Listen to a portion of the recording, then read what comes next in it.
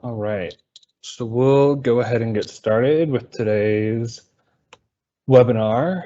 I think this is the fourth webinar, I believe, that we've held this year regarding the TDM regulation. The first one was just kind of a reminder of just the regulation that had been kind of working through the process for some time. To be honest, I don't remember what the second one was. The last one that we did went over the spreadsheet that creates your TDM plan. And so this presentation or this webinar will kind of be a collection of all of the previous webinars, just to kind of at a little bit of a higher level than we've gone to in the past, go over all of the elements of the regulation and make sure that you all have another opportunity to see how everything came together, how everything's working, how you create a TDM plan, and then of course we'll provide you with our contact information once again, our website information, so you know how to contact us pretty easily.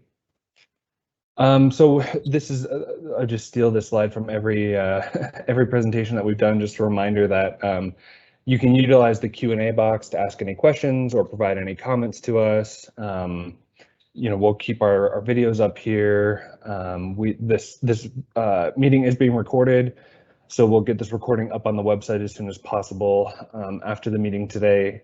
Usually we're able to turn that around pretty quickly with our comms folks, as long as they're in. And then just a quick agenda. We'll run through the regulation, the development review process, and then run through the tool, the TDM. I guess when I talk about the tool, we're talking about the spreadsheet that creates your TDM plan. So I apologize, sometimes I use all of those different words interchangeably, but the tool is the spreadsheet is the TDM plan creator. And so apologies if I get those terms mixed up. I'll try to keep them straight and call it the spreadsheet tool. Compliance tool is what we're calling it. So just a reminder of what TDM is. The TDM, Transportation Demand Management, are a collection of strategies that shift the how, when, or where of people's travel behavior to increase our system efficiency and reduce single occupancy vehicle trips. And so this comes out of, or the push for a TDM regulation comes out of many things in the city, many goals and objectives, including this shift in mode share from the Mayor's Mobility Action Plan. But also, there's calls for a TDM requirement coming out of many of the recently adopted plans that have come through the city, like Blueprint Denver, the Comp Plan, Denver Moves Transit, as well as that Mayor's Mobility Action Plan that I mentioned before. It's also starting to show up in some of the neighborhood plans that are coming through the city. So I know East and East Central, those neighborhood MPI efforts that just went through, if any of you are familiar with those. They did have a section on transportation demand management, encouraging, something like a regulation.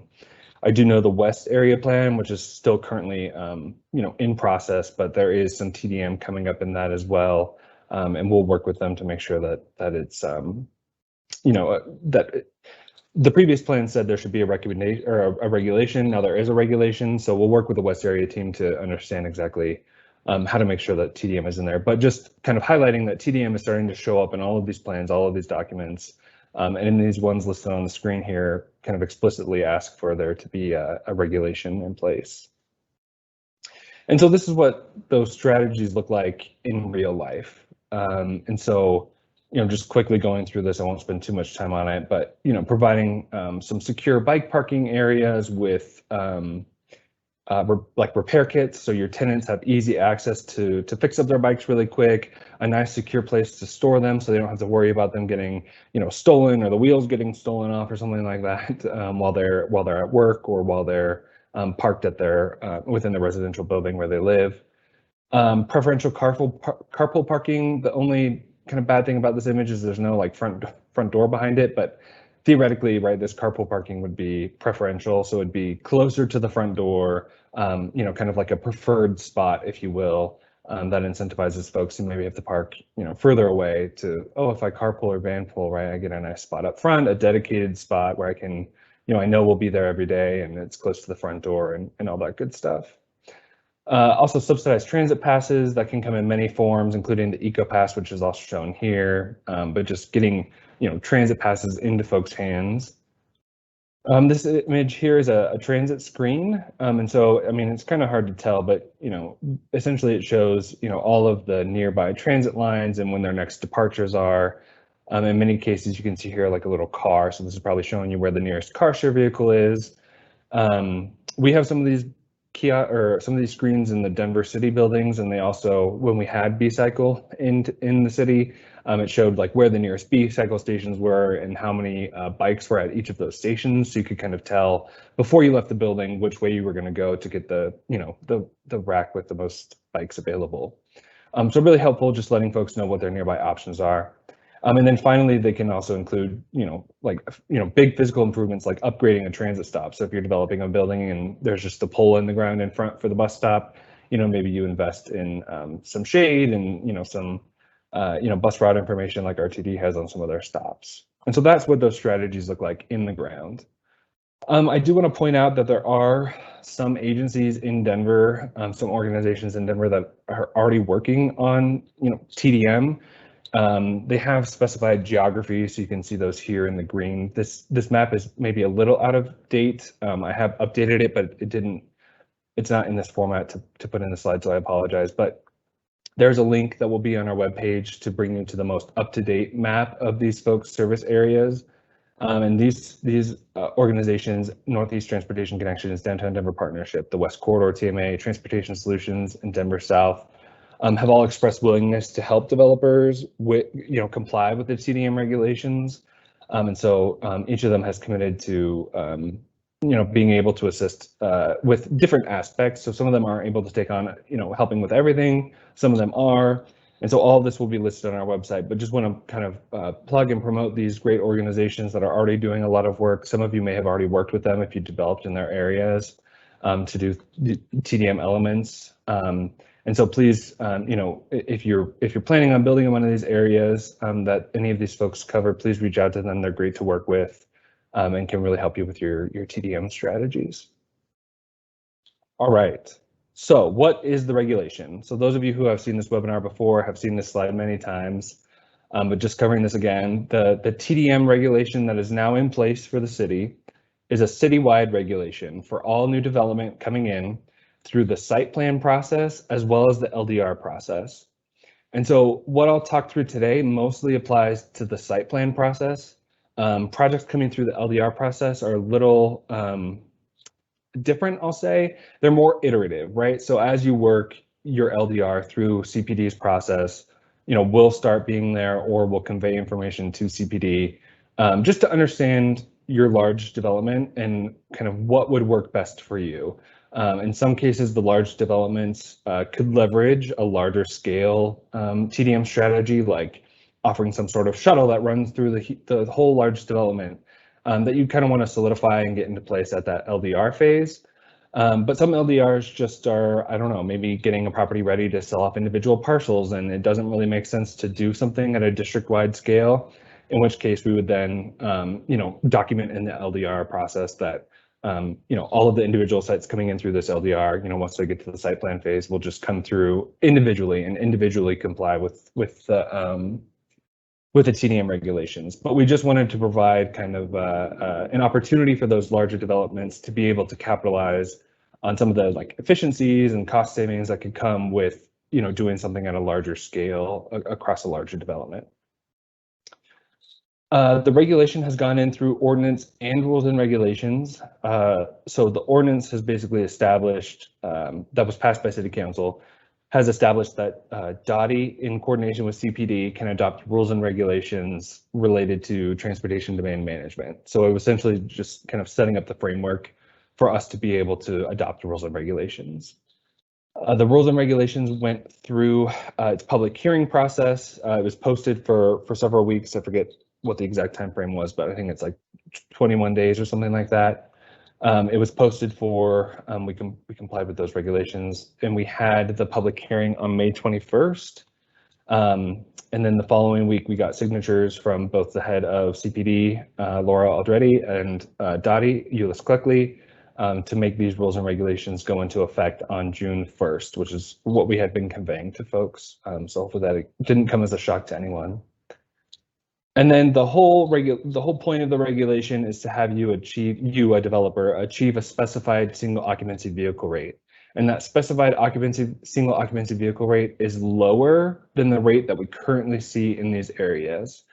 And so what we've done is we haven't done this, right? We took what was done in Blueprint through these setting up these neighborhood contexts and looked at, okay, what is this, urban perhaps? In this urban area, we're seeing that, developments coming in are producing about, 75% single occupancy vehicle trips from their developments.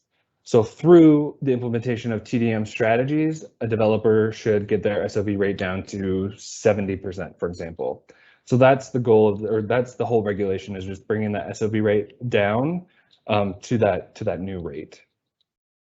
And it's not a flat rate, so I can't tell you have to bring it down 5% or 2%. The rate varies by your development type, so office, commercial, residential, by the size of the development, which you can see down here.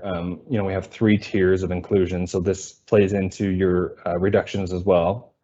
Your location in the city, which is based on these neighborhood contexts, and then your proximity to transit options. So, if someone's on Colfax where there's a bus coming every few minutes, that's going to look a little different than, maybe someone out here in between 2 bus routes that maybe run every 30 minutes. And so all that comes into play to determine your reduction. So there's no flat reduction. As I just mentioned, there's 3 tiers of requirements. I'm not going to go through each of these numbers individually, but essentially tier 0 are kind of the smaller properties. Tier 1 we'll say are moderately sized properties, and tier 2 are larger developments. And what those tiers translate to is this. These are the requirements. So tier 0, those smaller properties currently do not have any requirements attached to them. They're too small for inclusion at the current moment in our TDM regulation. Tier 1 and Tier 2 are very similar, so I'll just talk about them together and then just highlight the difference that comes with Tier 2. So both Tier 1 and Tier 2 have to implement TDM infrastructure, so that's things like that transit screen, that secure bike parking with that bike repair station, things, physical things built into the ground.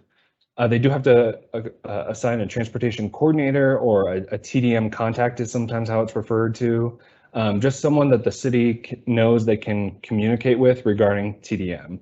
And so, if someone, a tenant calls us and says, hey, I don't think I'm being offered what I'm supposed to be being offered, we can call up this transportation coordinator who we know has knowledge of the TDM plan in place for the property and just chat with them. And, it's just a way for us to have some direct communication with someone who is knowledgeable about the development and the TDM regulations. And then, of course, as I mentioned earlier, our TMAs, Transportation Management Associations, those cover a large portion of the city. We definitely encourage membership in those organizations if you find yourself or your development in one of those areas. They're great to work with, and as I mentioned before, they're set up to implement TDM strategies, and they can be a real big help. The only difference in the requirement between Tier 1 and Tier 2 is that Tier 2 is required an additional programmatic strategy. And so that is things like offering an eco-pass or some sort of subsidized transit pass, micro-mobility credits. As you know, the city recently approved a contract with Lyft and Lime to provide bikes and scooters, I think across the city. I'm not totally up to speed with exactly how that's working, but I believe it's like across the city. And so, providing your tenants with, $50 in Lyft credits or Lime credits so they can use those bikes and scooters to get around, maybe get that last mile to the train station, to your property or something like that. In terms of monitoring, all properties, Tier 1 and Tier 2, will be required to submit an annual report. This isn't something that you need to create. We're actually creating a form on our website right now where you just kind of plug in some information for us, send us some photos that show that your infrastructure is still up and running. It's still accessible to the public. It's being maintained. It's not in disrepair.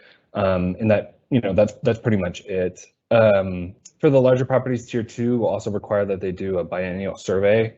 And again, that's something that we'll create. We'll be able to host for you. We'll send you the link. We'll send you, tips and tricks for, making sure that you can get a good sample of your residents. And we'll be measuring if you're achieving that SOV rate that I talked about earlier, that lower one. All right, and then in terms of compliance, it's the same for Tier 1 and Tier 2. So no TDM plan. If you don't submit a TDM plan with your site plan, the site plan won't be approved until that that TDM plan is submitted. So it's a necessary document that needs to be approved before the site plan as a whole is approved. If you fail to install your TDM infrastructure, you won't get a certificate of occupancy, right? So it's going to be on the building plans. It'll be the same as if you didn't build something else in the building that's on the plan set. You won't get a CO until that's rectified. If you fail to provide an annual report, or you're failing to offer TDM strategies, to your residents, we will remind you of that obligation. We know that properties change hands often, and maybe it just came into your possession and you didn't realize that something was happening. So we'll remind you, but then it will turn into escalation if we're just not hearing back from you. You're not complying. When we've been in communication and you're not complying, then it will escalate into an administrative citation. And then failure to achieve this SOV goal for Tier 2, which is measured by these surveys. We have a tiered approach here that's really focused on resolution. So we really just want this to work. And so there's 4 tiers. The first 3 tiers are resolution based. Please work with the TMA, work with the city, maybe do some analysis to understand why your strategies aren't working, maybe switch out a strategy. The whole point here is just to make this work. And not necessarily just punish folks for not complying, or not complying, but not reaching those goals. The whole point is to help the city start achieving those goals. And so, the first 3 tiers, which would span over like 6 years of failure to comply, are really resolution based. If after that, it's pretty clear that just the development is not trying to comply, they just don't really care about the TDM and they're just not trying, then it will escalate. That 4th tier is escalating into administrative citations. I think, that's after 8 years of failing to comply. So, we're really trying to work with folks and make sure that it's working. But that is in there to kind of incentivize folks who maybe are just like, oh, we're not going to do that. All right, development review process. Let me look at the time here. Great. Okay. So this, I'm not going to go through this individually. Those of you who have been on a call before know what this looks like. But this is just kind of reassuring you that we have married this or intertwined this with the existing review process entirely. And so, during your concept submittal, you'll be informed of the TDM requirement. I'm working with both CPD and our DOTI reviewers to make sure that that requirement is communicated. It may have already started to be communicated, or it should have this week. Or even prior, right? I was trying to get something out to folks currently in concept because they would hit, would be required. So hopefully some communications has gone out. I do need to follow up with them, but if you're new and submitting a new concept, you will be informed of your requirement, and then you just submit as normal with that TDM plan. It's just an extra document that is submitted with your SDP, the same way that you upload your mobility study or whatever is required, TEP sometimes, right? You just include those documents with your site plan. Same thing with the TDM plan, it's just an extra document there. This distribution review approval, right? Multiple reviews is needed. This is all just the typical process that I'm sure many of you who have gone through our process before are very familiar with. The only difference is that I'll be assisting our DOTI review team, as needed with the TDM reviews, and then we'll just log it afterwards. But neither of those affects you or your review process. So it's very intertwined. Then on the back end, again, right, your construction, your certificate of occupancy, all of this just is as is. So things are built in, the inspectors are going and looking at the plans, which will have any TDM infrastructure that you have identified for your property on them. And so that doesn't add a new inspection to your timeline or anything like that. You just go through the process as normal, get your CO. The only difference is for those Tier 2 properties, you will need to show us some sort of verification that you have secured that programmatic strategy. And you need to do that within 6 months of your CO. So you have some time, but within 6 months, we'll need to see some documentation that you have a contract with RTD to get eco passes, or you have a contract with Lyft or Lime to push credits to your tenants' accounts, or whatever that may be. But we do need to see that verification. And then, of course, the monitoring and enforcement that I had talked about before. But in terms of your review process, it's all intertwined. There's no additional anything that you have to do except just provide that TDM plan. So just going over the timeline, I mean, I did kind of talk about this earlier, right? We did have that ordinance approved by City Council on April 19th that just enabled DOTI and CPD to enact those rules and regs. We did have the rules and regs public hearing on the 21st, and the rules and regulations did become effective on June 1st. So all STPs coming into the city now, all new STPs coming into the city now are required to have a TDM plan in place.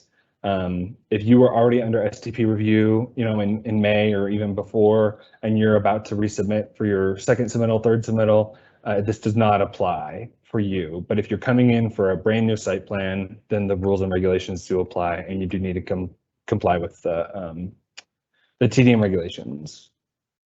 And so let's stop here. Alana, are there any questions maybe before we jump into the spreadsheet and creating that TDM plan?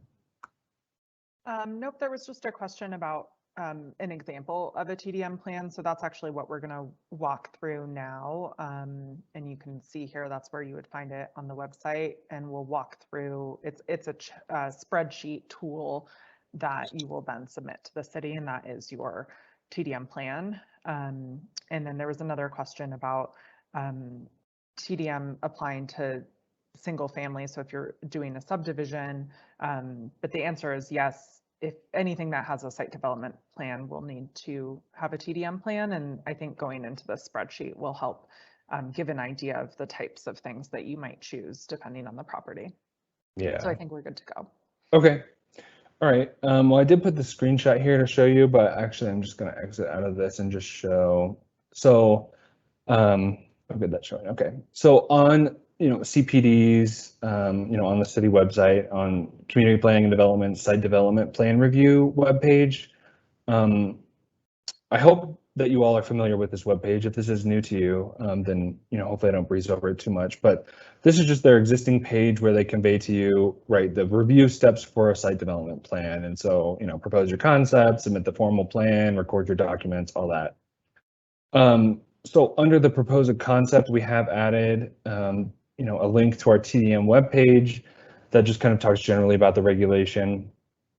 And then under the submit formal site development plans, right, you have your checklist, you have your green building declaration form, information on the fees, and then here is the TDM plan, which you can click and it'll download the calculator to your desktop.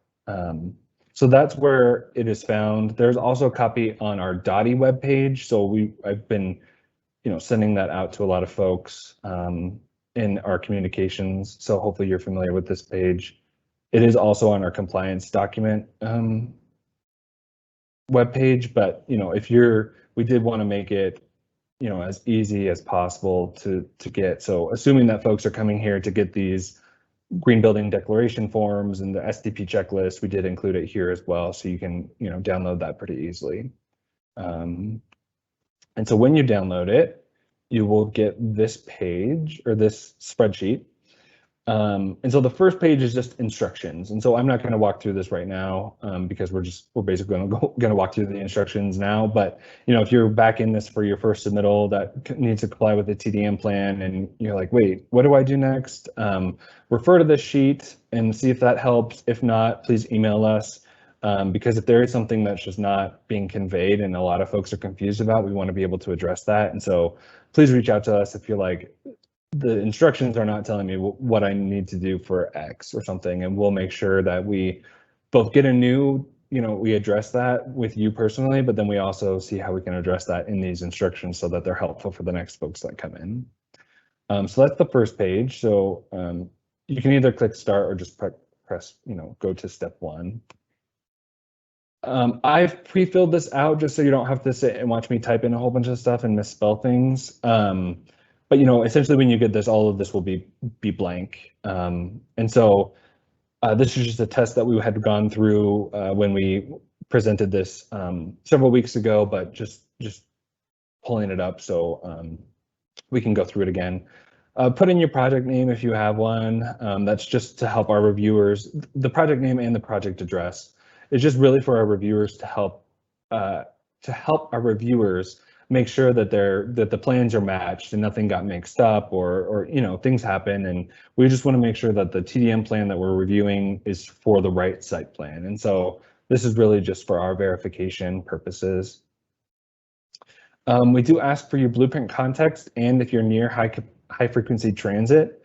There's a link in both of these. They both link to the same map, but we just wanted to make sure that folks knew that they could get to that link in either one of these. Let's open that map while we have a minute here. Oops.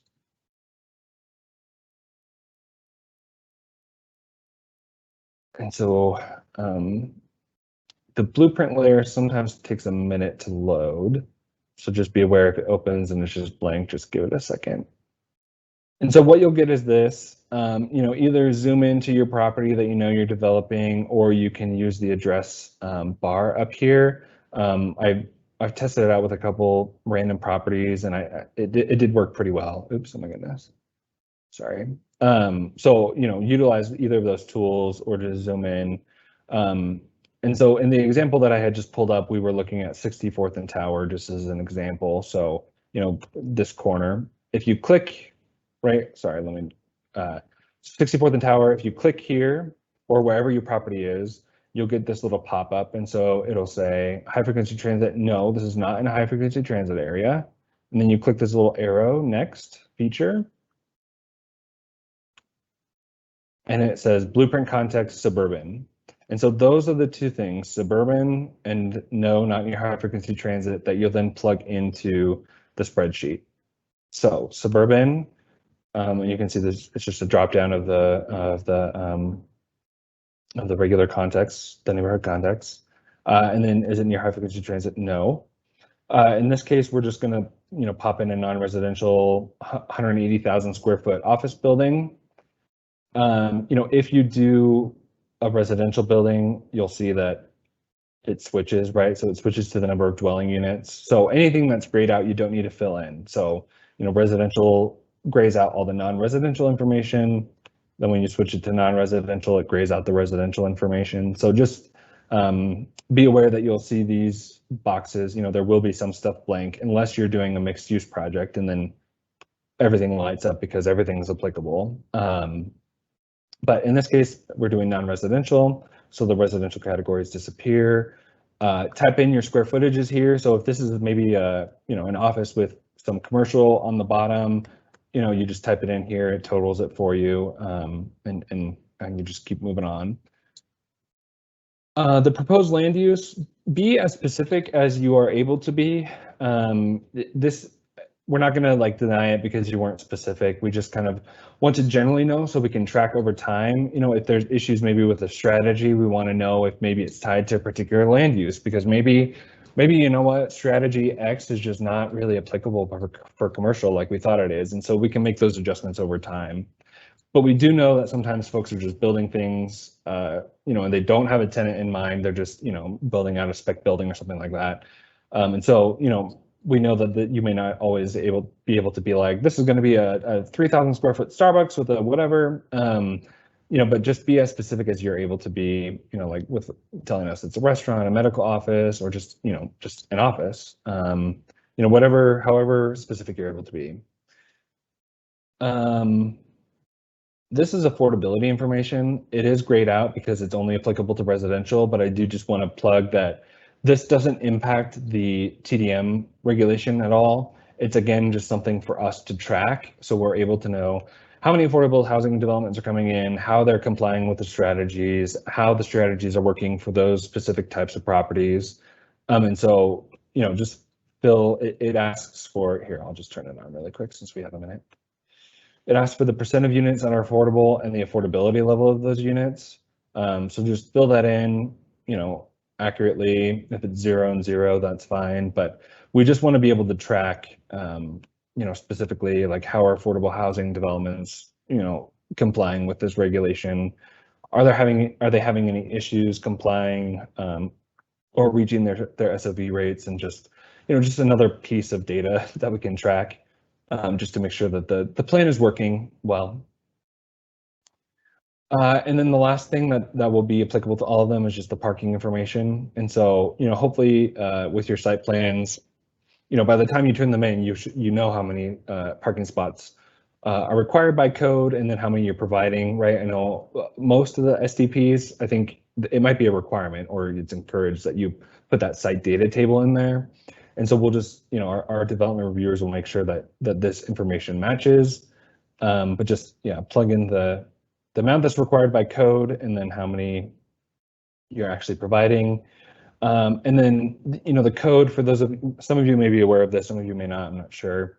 There is a small lot parking exemption in the code that exempts some particular lots, under a certain size in a particular zone district or zone districts. It exempts them providing additional parking.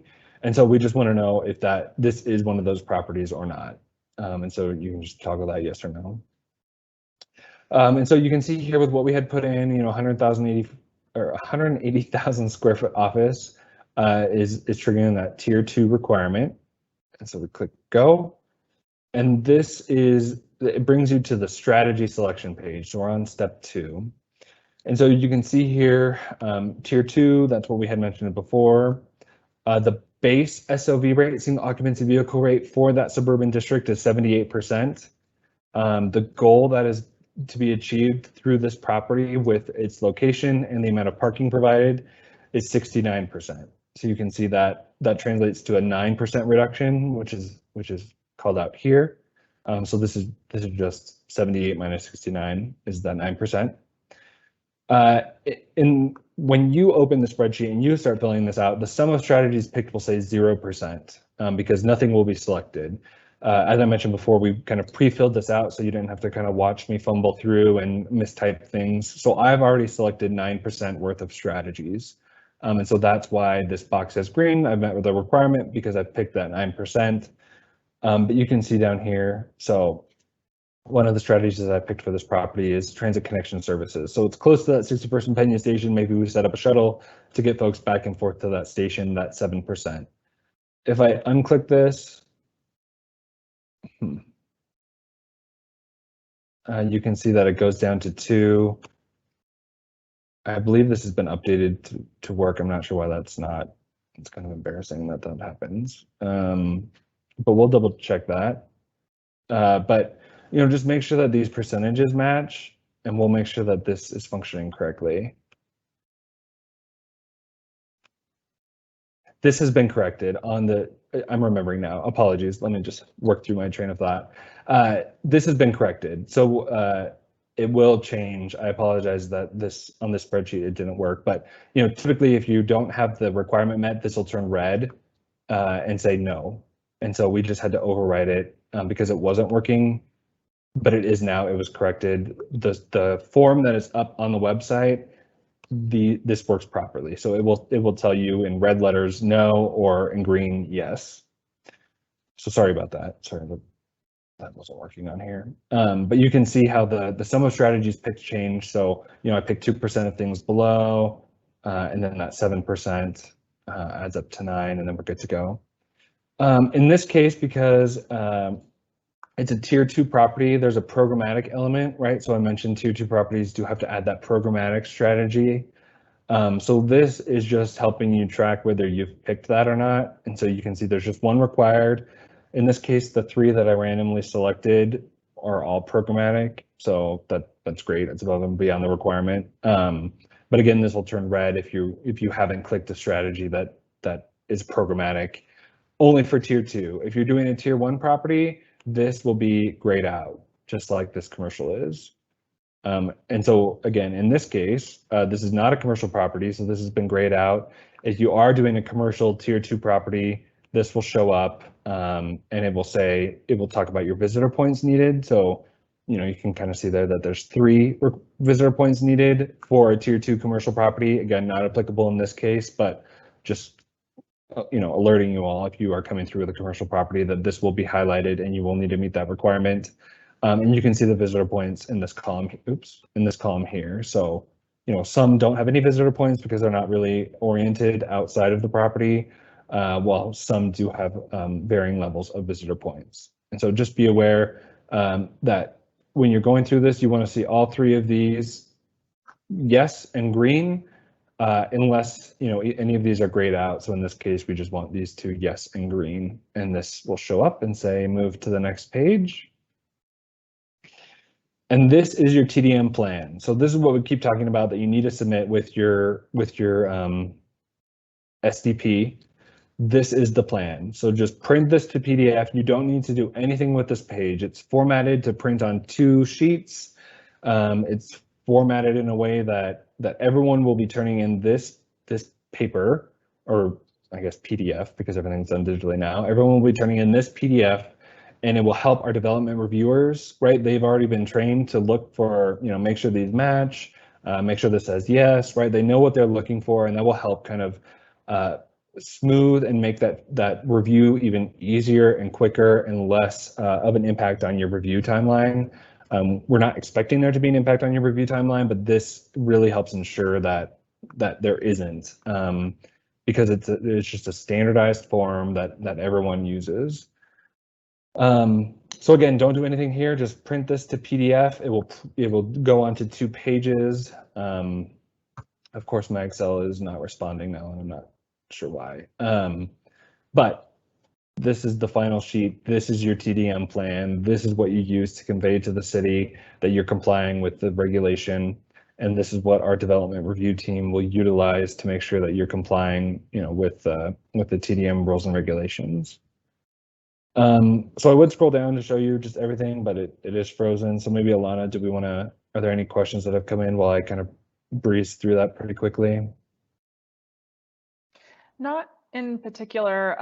There was a question about just one of the strategies, what that actually means. And you'll see in the strategy menu that there are some notes. I know you can't click on it right now, Zach, but you'll see that there are some notes in one of the columns to help you understand how you might implement it and what that strategy means.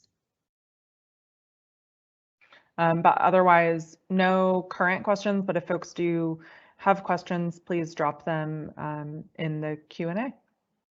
Yeah, and I'll maybe put this up for a second, just so folks can, again, write down our website and email. Maybe Alana, if you could put that in the chat, or I can as well. Just so folks, just a reminder of our webpage and our email. Reach out to us if you have any questions. The website, just full disclosure, the website is still kind of formatted as it was probably the last time you looked at it, which is kind of more of a, we're going through this process and here's our next steps. It's still kind of in that format. I don't really know what to call that.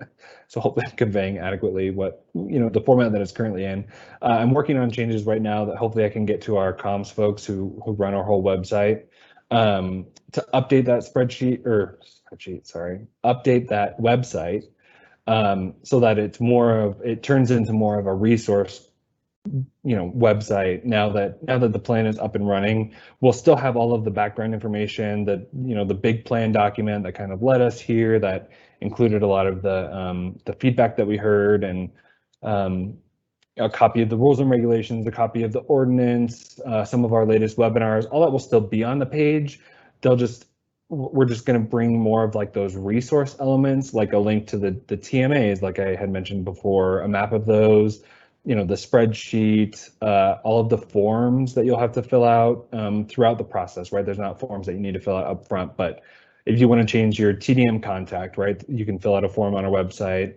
If you want to switch out a strategy, maybe something's not working for you, or you get a new tenant in and you want to change your strategies from something bike related to something transit related, there'll be a form on our website for that.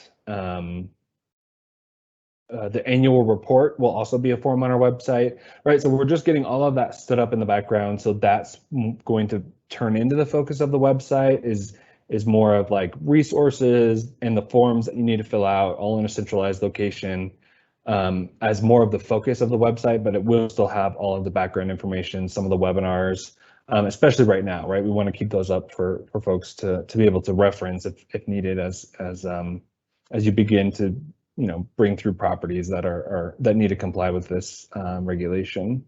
So just FYI, you might see the website change a bit. If you go on it today and you're looking for something and it's not there, and you've heard me mention it, just know that we're working on getting everything up on the website right now, getting it transitioned over, getting those resources up on there. So just, please be patient, but also feel free to email us if you're like, oh, I really, I'm going to be turning one in soon and I want to know what the TMAs are doing in my area. Reach out to this TDM inbox and I can, link you with the information before it's up on the website. So I can definitely, get folks the information that they need.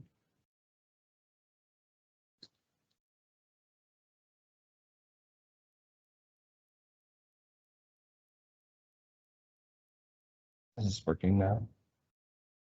Since this is working now, I'll just scroll down. So you can see summary page 1. This is just kind of like information copied over from all the information that you provide on step 1.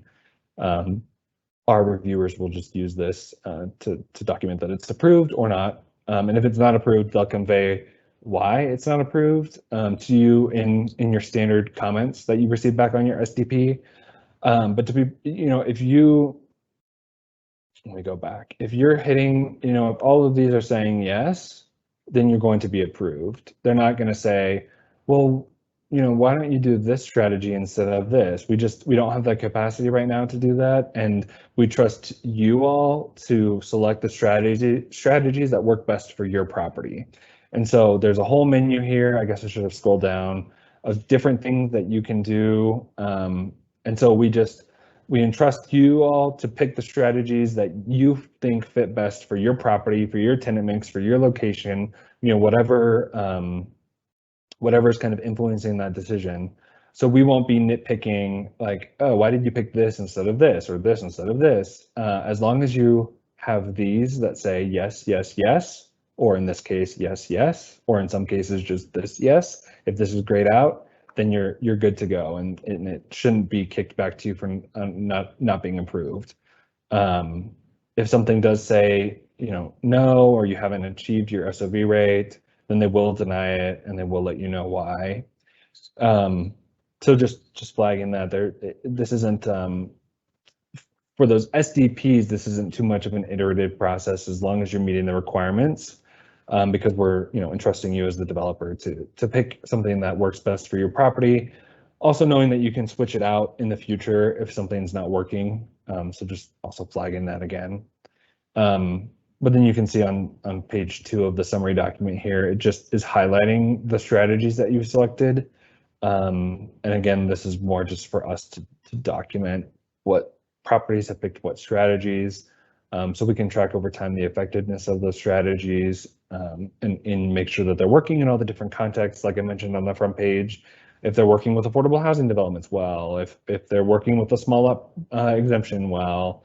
So that's why we ask for all that information and why this is included on that page, just so we can kind of log everything and document it and just track over time to make sure that it's the most effective regulation both for us and for you. Moving into the future.